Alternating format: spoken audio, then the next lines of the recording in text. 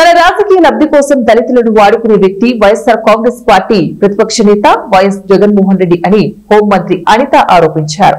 గంగాధర్ నెల్లూరు నియోజకవర్గం దేవలంపేటకు చేరుకున్న హోంశాఖ మంత్రి వంగలపూడి అనితకు రాష్ట్ర ఎస్సీ సెల్ అధ్యక్షులు Madakasira MLA MS Raju, Chittoor MP Daggumalla Prasad Rao, ప్రభుత్వ whip GD, Nellore MLA doctor VM Thomas, Sullurpeta MLA Vijay, Shri Puthalapattu MLA Muralimohan, జిల్లా పార్టీ అధ్యక్షులు సిఆర్ రాజన్, మాజీ MLA TUDA chairman Katari Hemalatha దుశ్యాలువాతో సన్మానించి పూలమాలలతో సత్కరించి ఘన స్వాగతం పలికారు.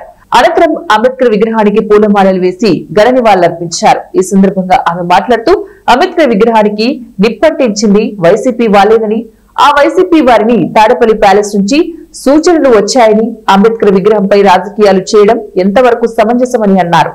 మళ్ళీ చెప్తున్న రాజకీయ ముసుగులో ఉన్న నేరస్తులున్నారు. దళితులు ఎంత మేరకు వాడుకుంటారంటే వాళ్ళు సీఎం కుర్చీలో కూర్చోడానికి కోడికత్తి డ్రామా ఆడినప్పుడు కూడా ఆ కోడికత్తి శ్రీను అనే అబ్బాయి కూడా ఒక దళితుడిని ఉపయోగించుకొని 5 సంవత్సరాల పాటు జైలు నుంచి బయటికి రాకుండా చేసిన సందర్భాన్ని కూడా గుర్తు చేస్తున్నారు. ఎందుకంటే పదే ఎందుకు చెప్తున్నానంటే అలాంటి వారికి మళ్ళీ మన నాయకత్వం ఇవ్వకూడదు, అలాంటి వాళ్ళు కనీసం నమ్మకూడదు, అలాంటి వాళ్ళు మన గ్రామంలోకి వస్తేనే గ్రామంలో రానివ్వకుండా ఉండే పరిస్థితులు రావాలి.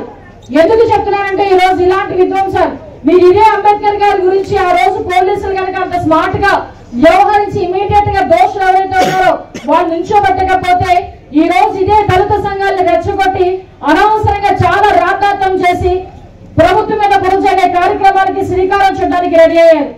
ఆ రోజు వివేకానంద రెడ్డి హత్య దగ్గర నుంచి గొడ్డలపూడి దగ్గర నుంచి ఈ రోజు వరకు వీళ్ళు చేస్తున్న ప్రతి దాన్ని తిప్పికొట్టే ప్రయత్నం మేము చేసుకుంటున్నాం.